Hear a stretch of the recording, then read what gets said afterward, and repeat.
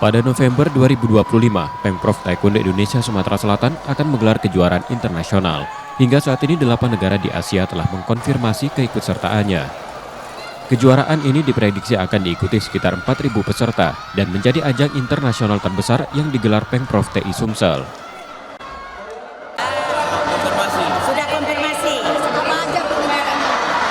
Singapura, Malaysia, Thailand, Vietnam, Filipina, India, dan Cina. Indonesia 8. Kita langsung. Jadi mereka ingin ikut serta. Jadi mereka konfirmasi kapan pastinya. Rencana penyelenggaraan sebenarnya telah disiapkan sejak 3 tahun lalu, namun baru dapat direalisasikan pada akhir tahun ini. Nur Muhammad, Kompas TV, Palembang, Sumatera Selatan.